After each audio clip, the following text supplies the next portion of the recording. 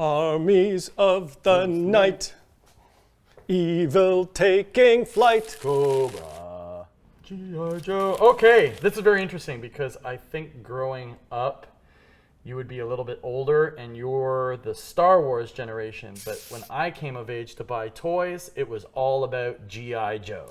I was all about G.I. Joe too, but you know what's actually, these G.I. Joe comics, especially like the earlier, like in like the 15s to 20, like 26-ish, that's the shit that like got me into, that got my group of friends into comic books. Like we were all watching G.I. Joe and buying toys, and the Transformers and G.I. Joe comics are what got us going to the comic stores to get comics, because we just wanted more G.I. Joe and Transformers.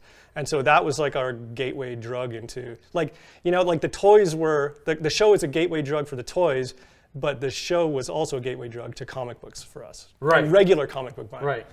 And I think we have to credit all this to the master, Larry Hama. The godfather of The G.I. godfather, Joe. Larry Hama. Larry Who Hama. I got to chat with a bit last week at Heroes. Yeah, I Carolina. saw him. I'm too afraid to talk to him. I tried to talk to Larry when he was at Montreal Comic Con once. I kind of like sidled over to the table and tried to say hello, and he was having none of it. Yeah. So I just left. So when we started this whole thing, like getting back into collecting comics and falling in love with comics again from going to Comic Hunter, one of the big things I was collecting immediately was G.I. Joe comics.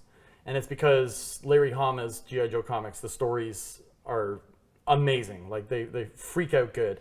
This comic here alone is like one of my favorite comics of all time. The one where Zartan goes after Ripcord was one of my favorites. And at that show, like we're talking about Larry Hama, he was sitting next to me at the New York Comic Con. So I got him to sign this puppy to me. That's how you know it's hardcore. I'm like, put my name on that shit. Yeah. Because no one, you're never going to sell this. I'm never going to sell Like you want your name on all of your signed stuff. And getting into Larry Hama. So I'm sitting next to Larry Hama at the Comic Con, and you know, I'm freaking out. And Cliff and the other guys at like Mark Fabrizi at Montreal Comic Con knew I was like a G.I. Joe super freak. So they sat me next to Larry Hama on purpose. So the whole weekend, I'm kind of like, I'm like kind of losing it. Like it wasn't, you know, G.I. Joe, Wolverine. Larry Hama's comics are basically what also got me into reading comics big time, right? Same thing. I would watch G.I. Joe after school. I'd go to Toys R Us and buy G.I. Joe figures like crazy. And then I got into the comic books at the secondhand store. So I'm sitting next to Larry all weekend, and I'm starting to get him to talk more because he's quite old, right? Like he's quite old. So I started talking to Larry, and all of a sudden, a fan walks up with one of these bad boys, like a katana blade, right? So a fan walks up with a katana blade, and I'm like, what is happening? How do you get in the convention with that? I think you can bring swords into a convention. Actual swords? Yeah, or he bought it at the convention because you can buy katana blades at the convention. Yeah. And I'm looking at Larry, and I'm like, are you going to sign that katana blade? And he's like, I get this all the time. And I was like, what? You sign ninja swords all the time? He's like, yeah, you know, like Snake Eyes, Storm Shadow, it's all about, you know, ninjas.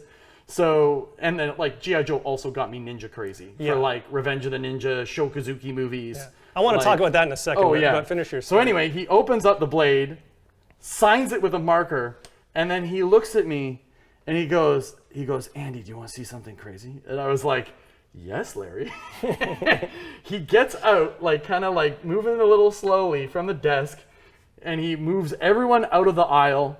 And then Larry proceeds to like do a full-blown Bushido kata in front of me with a ninja blade. So he's like swinging like the ninja sword all over the place, doing all these tricks. And I'm standing there like, my childhood brain just exploded watching Larry Hama like wield a katana blade in the middle of the con floor. Like that had to be like one of my all-time greatest comic book moments of all time. I wish I'd seen that. So do you, I guess one question I've got is, did you at the time, because you were pretty young when you were buying these, did you have a knowledge of Larry Hama as a character or creator at the time? Because I didn't until later. No, not till much later. I wasn't looking at creator credits in comics at the time. Yeah, me either. It wasn't until I was actually like a pro, like in my mid to late 20s that I realized Larry Hama did like everything. Everything. Like all of Yeah. G.I. Joe that you love is One due guy. to Larry Hama. Yeah, and So- that blew my mind too. I Yeah. was like, oh my God, it's one dude. Right. Yeah. Because he's basically given a toy line to make Yeah. like Marvel's got the license to make a comic out of this toy. And they just dump a bunch of stuff on Larry and he just goes to town with it. And that's why we have what we have. My second question is, did Snake Eyes and Storm Shadow, did the whole ninja thing in G.I. Joe become cool because ninjas were becoming cool? Or did ninjas become cool because of Larry Hama? I don't know. I don't know. I don't It either could because be, it all like, happened at the same time. fascination. Like for me, all that shit happened at the same time. We would have to Google what came first. Enter the Ninja, because I think American in North America Ninja? it was like it went Enter the Ninja, then Revenge of the Ninja, The Ninja 3, The Domination? then Ninja 3: The Domination. Those are like when I was a kid, those are the 3 ninja movies that I can really remember. There's a 4th one too where Sho Kazuki wears like a metal mask and he fights Jean-Claude Van Damme. I think it's that one. Anyway, there was a bunch of string of 80s ninja movies that were like absolutely bananas when I was a kid. We'd have to Google that to see whether G.I. Joe predates that. Well, what is this, 1982, 84, 82? I think 82. Yeah, the ones Where's that I issue was 1? into. So Let's like, look at issue 1. This is 1982. But yeah, I remember ninjas being super hot at the time, and I don't know which came first. so this one here that I got signed by Larry is one of my all-time favorite comics, and it's one of my favorite comics because the storyline is crazy good. So basically, it starts off with Ace. Ace, There's the Ace. Sky Striker pilot. Yeah, the Sky Striker pilot, and Ripcord. And it's called In Search of Candy. So Ripcord is obsessed with this girl, Candy, who ended up being, I think, like a spy for Cobra, right? And her dad is like a big general. And in this particular comic is when Hawk, General Hawk, becomes leader of the G.I. Joes. This guy, As opposed to who? yeah, well, this guy was the guy that was the leader before. And in this issue, he ends up like taking over. So now this comic in particular has probably one of my favorite comic characters ever, Zartan. Let's pause for a second Okay. because like we're gonna run off at the mouth here, and like there's so much to talk about. Sure. Because Zartan wasn't a thing in the early cartoon, No. correct? So I remember when Brendan came to school with a Zartan figure, and I just freaked the fuck out. Oh yeah. That figure was amazing, and I think that is if I wasn't already kind of interested in G.I. Joe, that cemented. Where's there's some amazing Zartan covers here that I want to look Oh at. yeah, like Like this one here, like yeah. okay, like Zartan, I feel like took the entire G.I. Joe roster or aesthetic up a notch into something almost supernatural. You know what I mean? Like this is Yeah. before Cobra Law and all that stuff. This is like this guy. He actually had like weird powers.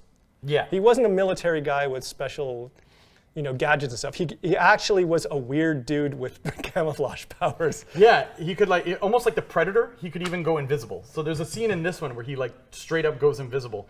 But that figure, am I right in saying like the face did something weird in the plastic? The entire figure, and I wish to God I still had my figure, but the entire figure in sunlight turned blue. Oh yeah, that's All right. of his skin That's right. turned blue. Yeah, it turned like a weird blue. And he came with a backpack, and in his backpack, there was a face mask, a disguised face mask that you could put on him, because his hood would you could latch it on under his hood, and so he'd be in disguise. And he came with the chameleon, the vehicle. Yeah, he's just another guy with the same headdress.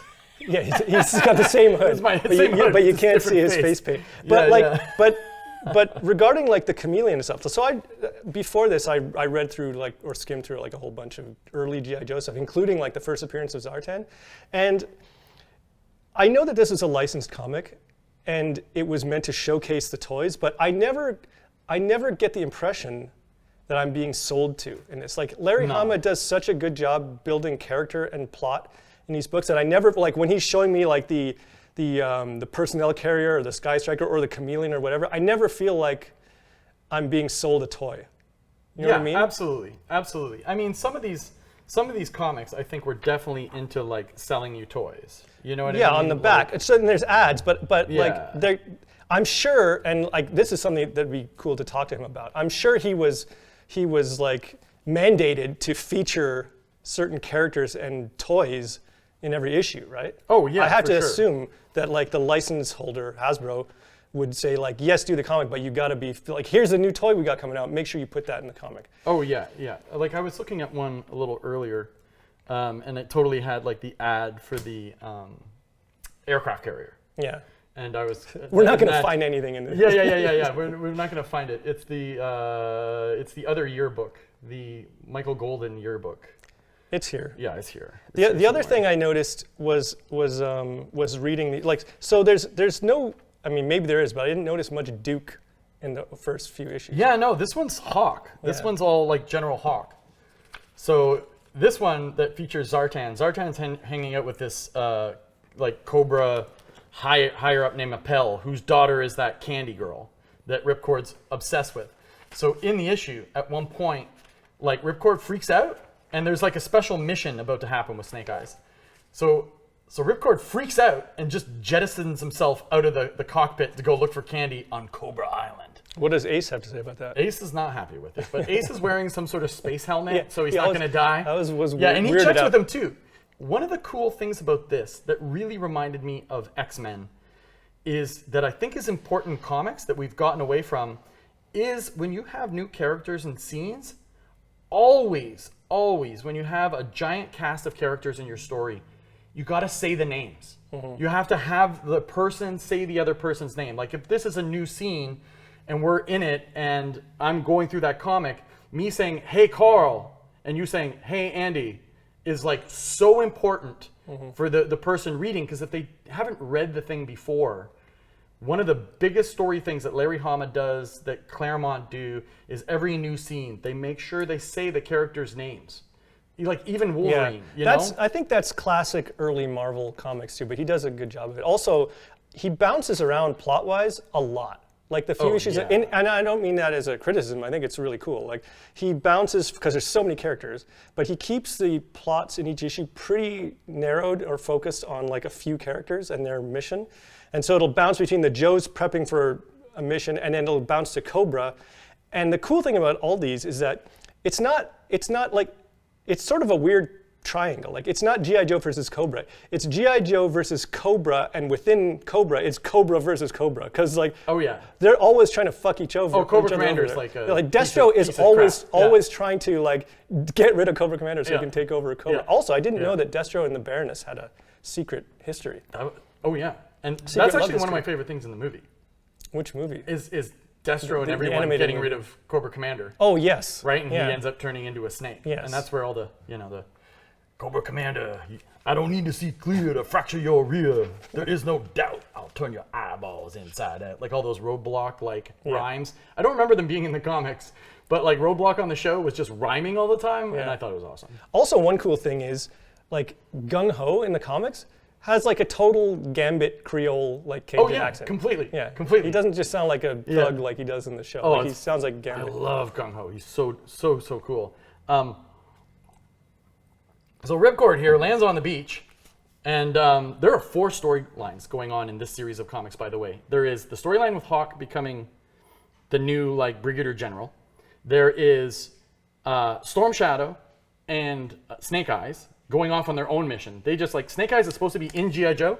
He just takes off. Right. In a ship. Because and at hooks this up with Storm Shadow. at this point, issue 45, we've already established that Snake Eyes and Storm Shadow have a history, like a, what was it, like the Vietnam, was it they were in Vietnam together, or the Korean War? I can't remember. Yeah, I think so. But they definitely went to ninja school together. After the war, I just read that issue. So they were. And then there's, so we have Hawk storyline, we have Snake Eyes and Storm Shadow storyline, because they found out that Zartan is the one who assassinated the Hardmaster. Right. So setting up Storm Shadow as the patsy. Exactly. Yeah. That was a huge deal. Yeah. So he there's I think it's later on in this scene, they show Zartan dressed as it's in the next one.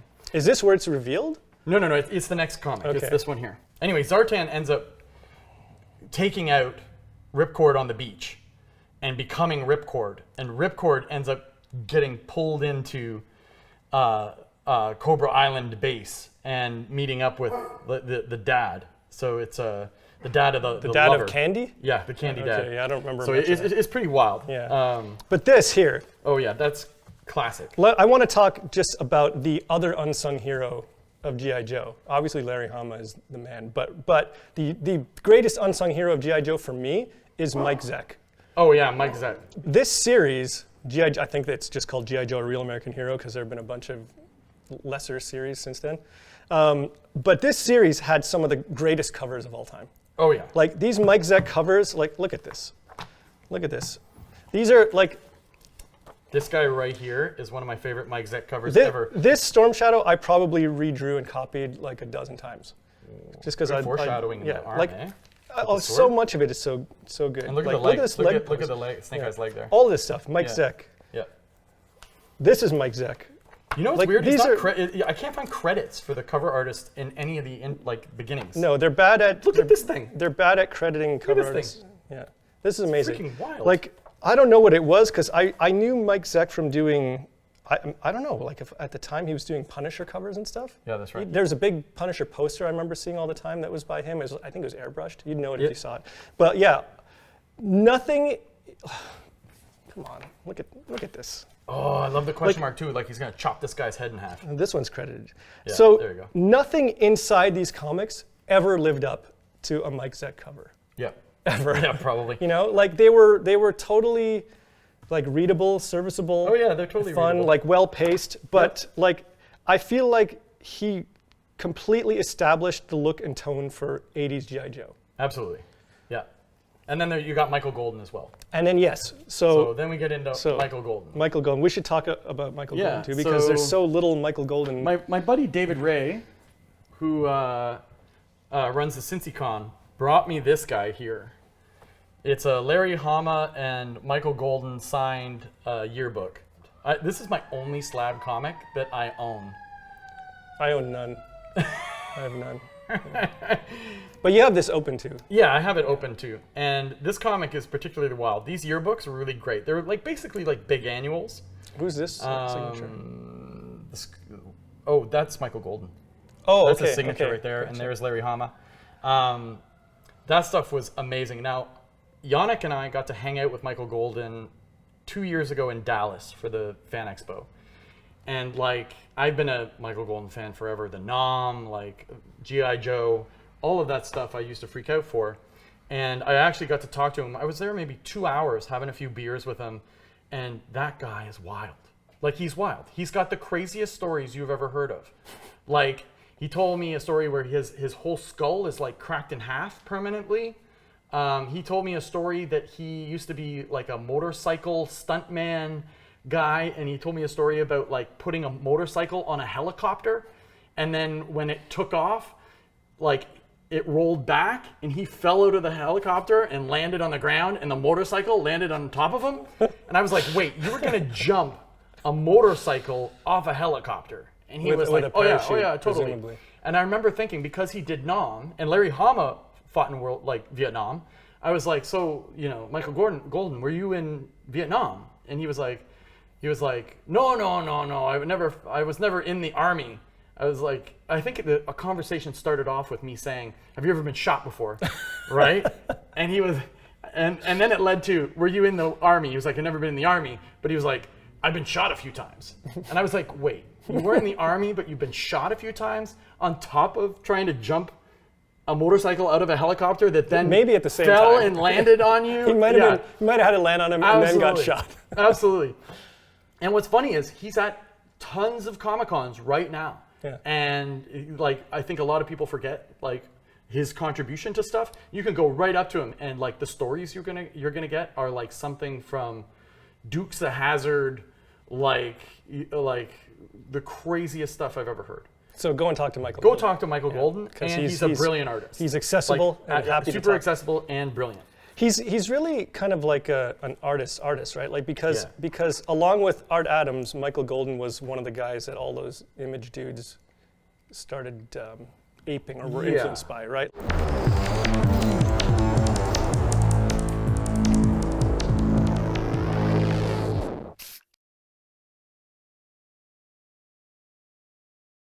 It's actually interesting. I didn't know these were Michael Golden covers until I started looking it up, because like he had a very, I don't know if he colored these himself, but they have a very unique look. Like how is he? Oh, yeah. How is he? Like it looks partly airbrushed. It looks like he was doing weird color hold. Like Yeah, look I at the don't color know, hold on this. I don't know how this was done. Look at the color hold on this jet here.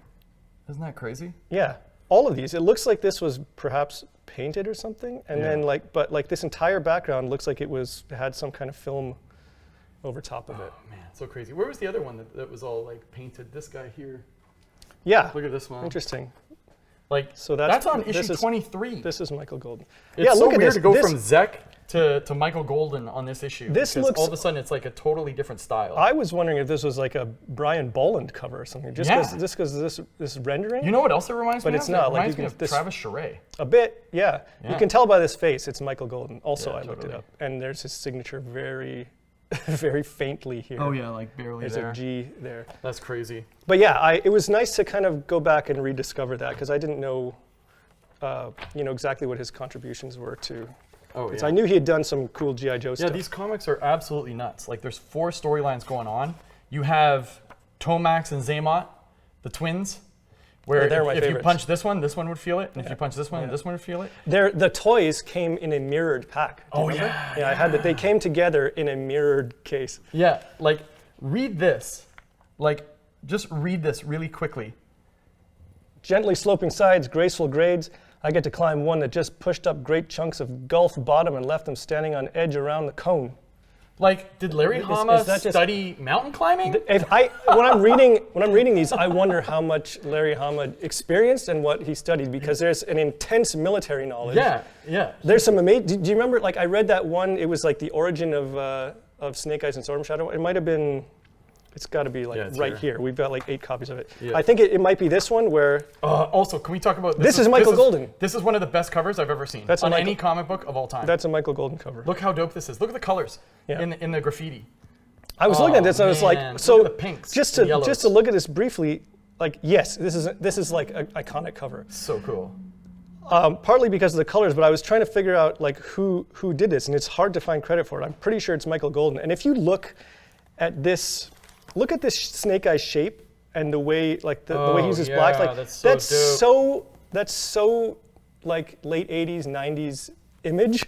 That also like that reminds me of Todd McFarlane right there. Completely. Yeah. It looks like Jim Lee, Todd McFarlane kind of like shapes, and like if you like Jim Lee's Psylocke stuff, like the way he draws ninjas, it looks Now, very much like that's what I wanted to bring up. Look at this shot and tell me that's not a shot from X-Men. yeah. And this would predate his X-Men stuff. Like this comic here gets into a Storm Shadow Snake Eyes action sequence that is bananas. Oh, this is great. So when Commander Appel gets Ripcord, who's now dressed like Zartan, because Zartan is now Ripcord, and infiltrating the G.I. Joes. Appel finds him, and he's holding a picture of his daughter. It's really cool. And here we go. We got Quick Kick, Alpine, and Spirit, like doing this whole thing, taking on, infiltrating and doing recon on Cobra Island. Was Ripcord just a Yeah, look, parachutist? he's got a picture of Candy. Who is this Candy girl? I don't know. Candy's I remember pretty important. remember reading it around this time, but I don't remember much about it. What Now is it? check this out. Check this out. Look at this. This for me, when I was a kid, got me into wanting to draw action. Like look at Snake Eyes and Storm Shadow. The 3-panel sequence too. Oh man. It's Snake Eyes and Storm Shadow being at awesome, this. but also I like the continuation Does across that not these. look like a Psylocke, like Jim Lee X-Men 272 like machine gun sequence? Like Well, especially like if you look at the lighting on them that's here. awesome. If you blew up these panels or like blew out these panels so that they weren't so rigid, it would totally be an X-Men comic. Oh, completely. Look at this. Look at this quick kick shot. Oh, that's so dope. There's so many like money shots in this comic. Like, yes, we love the cover work, but like the storytelling in these is fantastic, and the action is pretty dope. Look at that. So Appel puts Ripcord into the ship as he takes off, and right as he takes off, you got Storm Shadow about to like cut through the glass and cut his head off, and Snake Eyes stops him because That's he realizes. Ripcord dressed as Zartan? Yeah, so Okay. Zartan like dresses as him. It's super crazy. And now this is Zartan here, heading out to be taken off. But I think it's this issue. There's this great shot of Zartan dressed as Storm Shadow. And Look at this. yeah. And Wait, dressing him with Zartan means just putting a hood on him? well, he had like the silly breastplate thing as well. There's nothing silly about that breastplate. Oh, the breastplate's amazing. Look at this backhand. Oh, you just got backhanded by Storm Shadow. That's amazing. Oh, here it is. I remember that panel so vividly. he like dressed. It's not this one. It's definitely this one. Where's issue 26? I love it. Look at this. 25. I am now Ripcord. Ha ha. The Joes are in trouble. Look at the arm up. Yay. There's stuff. I gotta find it. So there's a point where Storm Shadow realizes that the whole time the guy that killed their master was Zartan, and there's a whole sequence where they're both Ripcord and Zartan are hiding behind cover, and Zartan has this like gadget on his compound bow that uses sound, so he can see you through walls, which is how he killed the Hardmaster. Yes, It's because this crazy. Here it is. Yeah. It's like this compound bow that has like a sonar.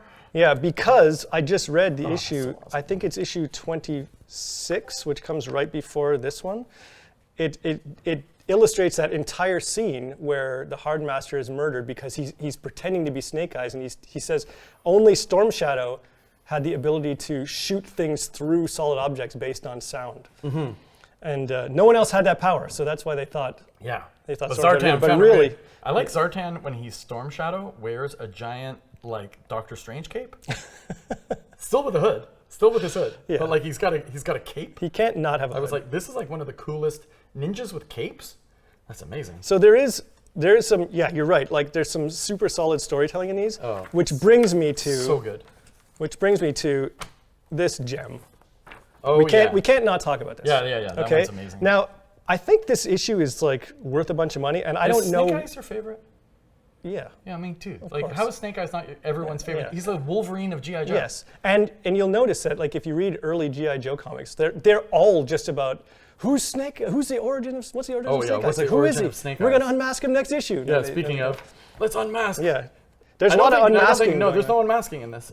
But no the one cover- gets, no one really gets unmasked. But as a kid reading this, all you want is for these guys Yeah, to be when you unmasked. saw this cover, you were like, no. Get the hell, no. Get out. Yeah. So, I don't know, like, I remember when this came out and reading it at school and as friends, not steeped in any like knowledge of the medium, but everyone just being blown away by the fact that this issue was silent. Yeah, that's the silent issue. And this is that's a Larry Hama cover.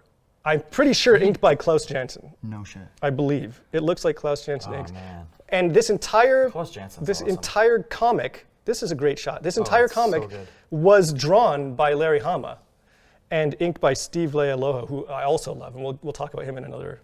You know what's really funny? I was looking at this yesterday. This is one of the best illustrated G.I. Joe comics. It's of one of all the- of them, and it's by Larry. This whole thing is by Larry. It's all silent, and it is a perfect. When you're learning to draw comics, and people tell you, everyone's advice is like, "Hey, pretend there's no words on this page. The page needs to make sense with no words." This is the comic I think of every time I hear that advice, because it's like a perfectly executed silent story. It's not only is it a good story, but it's a perfect example of visual storytelling, and it looks amazing because Lealoha's inks I think on this is my favorite illustrated. I didn't even realize this until you literally just said it. But I was looking at this again yesterday, and I think this Larry Hama silent issue is the best drawn G.I. Joe comic that there is. Yeah, Look at this. it's amazing. It's unreal. It's so good. So what I don't understand is this comic pricey now because everyone fondly remembers it as being the awesome Maybe. silent Snake Eyes Scarlet issue, or But is it like it is gorgeous. Look at her. It's gorgeous. Yeah, you know what it's it probably was? Larry was just probably slow at drawing. Maybe he's not. Maybe he's super fast. But this looks like it took a while. But to have Larry Hama write and draw every issue, I would just want him to write and draw every single issue. Yeah, unreal. Look at that. Look at this ninja scene. And I wonder if Larry Hama, when he was doing, next time I see him, I'm going to ask him, did he plot out his scripts for the artist? Did he do a thumbnail? Oh, like I don't know. breakdowns. Yeah, because this still feels like the other comics. like Carl Potts style. Yeah, like Carl Potts with Jim We got to Lee. do an episode about Punisher War Journal. Yeah, we'll definitely, because Punisher War Journal, what is it? 4 or 5 with Sniper is my favorite comics ever. Like, is this comic valuable just because it's awesome? It should be. Like, It should be. Like, I feel like Everyone this, should go find this comic. like this 'cause it's comic, unreal. this comic shouldn't be expensive. It should be the most available comic of all time. Oh, was because that a He-Man ad?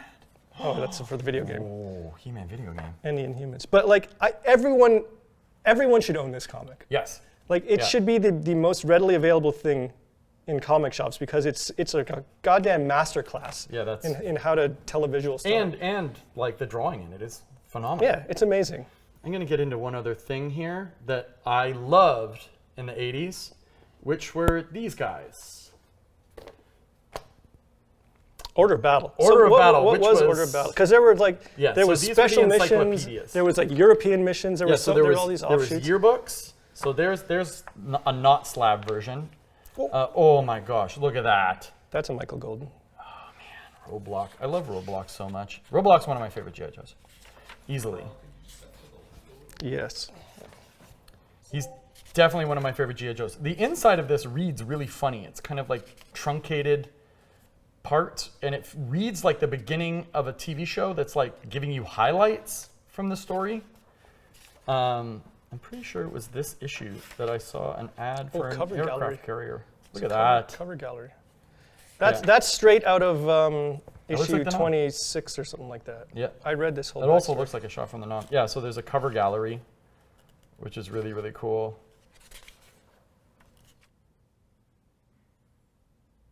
Oh, there Now it check is. that out. There it is. Oh, I Did never, you did I you never know had it. did you know anyone who had that thing? Yeah, I knew one kid in school. He wasn't really friends with me, but I ended up going with another friend to his place to see it. Just to see it. Yeah, and I remember it was over $100 even in the 80s. Yeah. So I never got to own this. I had the Cobra base, the Terradrome? Terradrome. I had that one, but I never got this. This was always like that. I knew that someone. white whale, that like Yeah. coveted G.I. Joe toy that like only a few people had. My white whale was the hovercraft, which was huge at the time. Oh, I had that one too. I didn't have it. I had a had the friend who hovercraft. had it, and all I did was play Yeah. with like drop depth charges off of that thing. Yep. And my brother got the big helicopter, the Vietnam style helicopter one year, and I think I just Like a took it. tomahawk or something. isn't it? Yeah, I just took it. Yeah, I was just like, I was like, that's mine now. It's like when my brother, like, I remember when my brother got Super Nintendo before me, and they gave me a computer to do homework. You're like Ferris Bueller. Yeah, and I was like, a computer? No, your Super Nintendo from Christmas is now mine. Yeah, that happened quite a bit. I got it! Wow! Introducing the G.I. Joe USS Flag aircraft carrier. Imagine being on the deck of this aircraft carrier. The USS Flag is fantastic! It's so big! Over deck, middle launch station! Get ready to launch aircraft! Where's the Admiral? Not here! Fire! We stunt Cobra! Yo, Joe! G.I. Joe USS Flag aircraft carrier comes with what you see here. Other figures and equipment sold separately from Hasbro.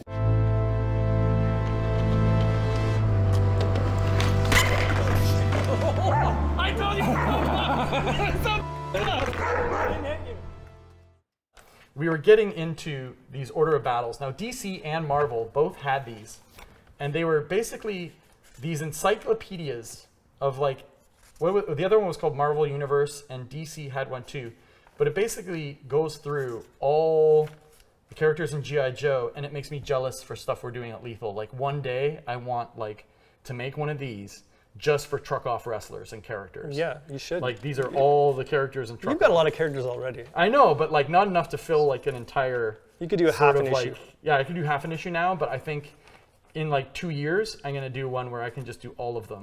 You should do it, but get Michael Golden to do all of them. Oh my gosh. Oh, Dusty. Dusty was one of my favorite action figures. He came with like the back of his hat was material. I liked that. Yeah, it was material, and he had camo on his face. Yeah. it Which was is not in the super, picture. Super cool. Now this is really funny. I was going through this one last night, and this issue here, this is the one I owned from when I was a kid. Came out in This very 1987. one? That's the exact one that I had when I was a child. Yeah. I still had it. Baroness. Do they credit? Okay, Herb Trimpe. Herb Yeah, Trimpe did. Herb Trimpe. Like, Oh, I remember him. Look at this big boa guy. Okay, so this, I'm not going to say he was my favorite action figure, because definitely Snake Eyes was my favorite action figure, and Generation 2 Snake Eyes that came with Timber was my favorite one. The first generation, I love that Snake Eyes, but Generation 2, that was more like the show, and looked like Timber was amazing. But this character, Bats, Battle Android Troopers, this guy came with like different hands and a backpack full of gear.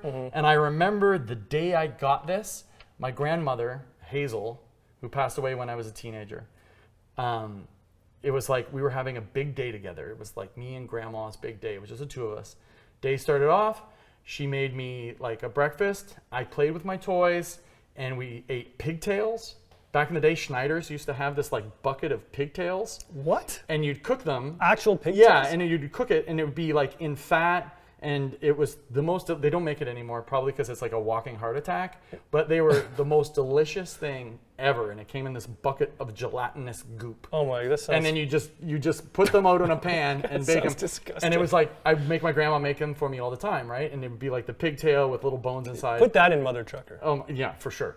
So we had pigtails for lunch, and then she took me to Toys R Us, and she was like, "You can have any G.I. Joe figure you want." And of course, back in the day, Toys R Us was something else. Yeah. Like it's pale in I comparison to what it was in the 80s. I have fever dream recollections of my Toys R Us visit. I had a similar experience to you, but it was we were allowed to choose any He-Man. Oh, yeah. I got Trapjaw. Oh, Trapjaw was so awesome. cool. But continue. He's like pretty much, Trapjaw is like the bats. He's the bats of He-Man. Yeah. So anyway, I got the bats, and then that night we went. I can't remember where we went for dinner, but we went out for dinner, and then we went to see. Did you lose part of your bats? No, I didn't. Not that night. I ended up obviously losing parts. And that night we went to David Copperfield. Wow. It was quite a day. Yeah, like Pigtails. this giant magician. He walked through a giant like piece of steel in front of me, and I was like first row. We had first row tickets. Did you just faint? And it was like, yeah, I didn't know what I was looking at really. I was like a child, right? But it was probably one of the single greatest days I had as a kid with my grandma, who was like super, super cool, super Irish. But I don't know if you had this, but like when I was a kid and you had G.I. Joes, you play with your G.I. Joes like crazy. Now, what would happen every time is the thumbs would break off, the dick would break off. I didn't have that a lot. I always had the dick breaking off from too much leg play. And sometimes they would just break in half, and you could unscrew the back and put in a new elastic band. Yep. Right? I did do the elastic band surgery on many figures. So this is a good Sergeant Slaughter, but this isn't the one I used to order. I ordered away for the first one from the show. You had to like cut off a thing on the back of one of these. So like if this is a G.I. Joe action figure, this is Major Blood, who rocks. You'd come on the back and there'd be a cutout here, and you'd cut that out, and you'd have to mail away for Sergeant Slaughter or Fridge, which I did both. I mailed away for the, it was like a glider. Remember that? Yeah. It kind of sucked, but I mailed away cool. for it. Mailing away for stuff as a kid for your toys was like the coolest thing ever. Anyway, once the dick and the thumbs broke off, I would have funerals for my G.I. Joes, and I would build a pyre, right? And I'd set out all the G.I. Joes, like all the vehicles, all the guys, and there'd be a pyre in the fireplace or outside, and he'd be like in a like a matchbox. There used to be these matchboxes that they would have, and I put them in the matchbox and light the whole thing on fire and basically melt them into goo. I love that you actually melted them. Oh yeah, I melted. Yeah, I love that you. I love these, like a big these, fire, these, and all the Joes would be like, I'd have them like saluting and stuff. How these poor Joes got incinerated just because their dicks fell off. If the thumbs and dicks are broke off, he's pretty much useless. Sorry, Gung Ho. You got no dick anymore. Yeah, the only one that I just kept was one of the Snake Eyes ones. Anyway, these magazines are really cool, but while I was looking at it yesterday, I went to the back and checked this out. The character of Rocky Balboa, what does this say? Codename Rocky. Codename Rocky. Yeah. Can you read was this? Incorrectly included as a member of G.I. Joe in the G.I. Joe Order of Battle Issue 2. What issue is this? Issue 3. Issue 2 on page 10. Page 10. Yeah. Rocky is not and has never been a member of G.I. Joe. Someone messed up. Yeah, someone was threatening a lawsuit. So there he is. There's Rocky inside of G.I. Joe, who should not clearly have been in this comic because someone effed up big time. Yeah. Sir not appearing in this comic. Yeah. So, so I don't know what happened. Maybe they were getting the license for Rocky. He does say well-known boxing champion. Yeah. Maybe they just effed up. Like maybe they wanted Rocky. And then they went to Sergeant Slaughter or something. You know who to ask about this? Larry Hama. Yeah. We need another audience with Larry Hama. Yeah, so, I mean, I just saw him like 2 weeks ago and I was asking about that giant Kickstarter that he had. And Yes. I mean, we need to talk to the guy who's running the Kickstarter at I know them. But I mean, that Kickstarter was great if you don't have 200 issues of Yeah, G.I. well, Joe. that was the thing. They came out in these hardcover things, and we hate reprints. I don't like reprints. Like, we despise new reprints on modern paper with modern color. It's just going to look like crap. Hate it. And when you already have 200 G.I. Joe comics, it didn't make sense to buy it. But I'm Good on them happy- for doing it. Like, and I hope it's they gave great. Larry some money. Yes, I hope. Give that's Larry some money. Yeah. Like, give him. You made $3 million The bucks. guy Give is, Larry $1 million bucks. The guy Like, is, he deserves deserves more than it. that. Yeah. I doubt they're giving him $1 million bucks, but like, I hope. it'd be cool if they did. I hope he's been grandfathered into some kind of Better. sweet. I sweet asked deal. him. I was like, Larry, straight up, I gotta know. Tell me you're getting well paid for this, and he just kind of like made a weird face at me. He just slashed at you. Yeah, but it was not like an angry face because Larry Hama can get grumpy. He can be quite grumpy when he wants to be. So I imagine he did not seem grumpy. So I'm sure he got paid pretty well. But I love him, and I love that he's still doing shows, and I love that people like go there and like give the utmost respect to him and hang out and talk to him about all this stuff so because cool. what a body what a of work. legacy. I mean, Yeah, God, super legacy. like just like character design alone. He's still writing the G.I. Joe comics today. Yeah, It's crazy. yeah. It's so he's been doing it since what? This is early 80s. 82. He's the writer of all G.I. Joe almost the entire time, if not the entire time, since the 80s. That's completely unreal. There's one other thing. there's I'll something just I have to find the issue. I'll know it when I see it. Oh, G.I. Joe yearbook. Okay. I just want to say as an addendum Yes. that I've never forgotten about this, okay? Because I had G.I. Joe yearbook number 3. And there's a story in the back of this, again, Larry Hama. There's a story in the back of this that is the origin of, it's like called My Dinner with Serpentor. Ooh. Do you remember this? We didn't bring up Serpentor at all, No. but that was my favorite storyline in the cartoons. My Dinner with Serpentor is a story all about, because you know, obviously Serpentor is like the modern culmination of all of the Yeah, he's most like famous Hitler ruthless leaders and in history. Stalin and the DNA of all the Right. the worst So dictators. he has a in lot of history. he's got a lot of memories, Yeah. and this is a story about him with the Dreadnoughts and Dr. Mindbender having dinner, and him explaining about the nobility of because the Dreadnoughts make some frozen pizzas, and Dr. Mindbender is like, that's an outrage. How can you serve that to Serpentor? And he's like, oh, Dr. Mindbender, actually. And then he tells the whole story of the history of how he created pizza. Get out! Yeah. No way. Yeah, like Serpentor Serpentor invented pizza. That is the craziest thing. And to this day, I've never forgotten about this. Here he Serpentor says- was a cool figure too. Yeah. Is that Serpentor back in the day? No, that's the chief of the Oh, Gauls. can you keep That's going who they for were a sec? fighting. Okay, so the Dreadnoughts are like my favorite thing in the world because Dreadnoughts are pretty much the comic book version of Road Warrior. Yeah. Like they're very Road Warrior. This guy has a machine gun with a chainsaw on it. Is it a gun still? Is he? I think it's Buzzsaw? just a chainsaw. That's It's just a Buzzsaw, Torch, Buzzsaw. and Ripper. Yeah, Buzzsaw, Torch, and Ripper. These guys, I never really This is took to them. Zorana Yeah. and Xandar. Those Xandar, are yeah. Zartan's siblings, I believe. yeah. Oh, That's Hawk. Mike. These are all Mike Zeck's, I think. Yeah. That's Where's it. Hawk? Or where's no Zartan in there? No, but hey, I just speaking of the Dreadnoughts, I just want to also say, Oh yeah. these are John Byrne covers. What? Yeah, like I don't know for Get sure. out. I think they're the only John Byrne covers on G.I. Joe comics, and they're both Dreadnought Oh, covers. they're amazing. I don't know if that's a coincidence or if he just loved the Dreadnoughts or this what was guy's happening. chainsaw gun. It's I so love this stupid. cover. This is one of my Also, I favorite. love this guy's like just cheetah shirt. Like I think I need that. I need to wrestle in that shirt right there. Oh, and here he's got a green one. That's amazing. Look at them. That's They're an awesome so cover. badass. They just I'd need a be- Dreadnoughts comic. I would be terrified to blob this much black in the background here. Oh yeah, look at that. It like totally the black works. and white of this, Yeah. you'd be like, Andy, what are you doing? Yeah, and he This is clearly ridiculous. just left room for But the it totally works. logo. It totally works. Anyway, John Byrne, Dreadnoughts. John Byrne. That was the last thing I had to say. One day we're gonna have to get into the John Byrne X-Men. Soon, very soon. Yeah. Yep. Cool. All right. Like, does this not remind you of Jim Lee Punisher right here? Michael Golden, yeah. Yeah. It reminds me of all of those guys. Yeah. Jim Lee, Mark Silvera. Well- Well, we got to get in some Buscema soon. Yeah, we got to get in some Buscema. But this is basically my biggest fandom when I was a kid was G.I. Joe. The best. And also, just a quick story. So when I remember it was like a Saturday morning or Sunday morning. I'm sitting at home watching TV or something, and the phone rings, and I go and answer, and it's one of my friends. His name's Mark Burwash, and he says, I say hello, and he goes, "You got to turn on the TV right now." And I'm like, "What's going on?" He says, "You just turn on the TV right now. Put it on channel 29, which is Fox. I think it was Fox and everything." So I turn it on, and it's like 10 minutes into G.I. Joe the movie, the animated movie. Which was supposed to be a theatrical release. I knew nothing about it. It's just on my TV for an hour and a half. So I watched this thing, and obviously everyone knows that movie now, but at the time, completely mind-blowing. And I just rewatched the intro to it again, which has one of the greatest theme songs ever. Yeah. And I don't know who storyboarded that thing. It's brilliant. But it is like way better than it has It's any like right anime. to be. It looks It's like incredible. an anime intro. Yeah. Yeah, it's bananas.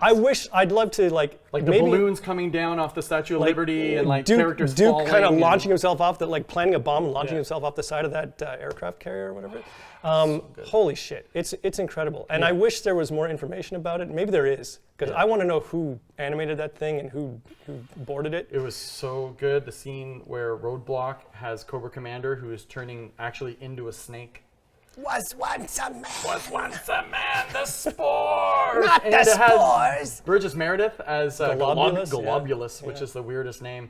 And that has the Roadblock's best lines. Like, I don't need to see clear to fracture your rear. Like, it doesn't get any better than that. Shut up, snake. Shut up, snake. Yeah. So to end this off, geez, G.I. Joe the movie, best movie. It still holds up. That's It still all. holds up, best movie ever. Yeah. But Larry Hama, he's a god. Show wing. There you go. There you go. Larry Hama.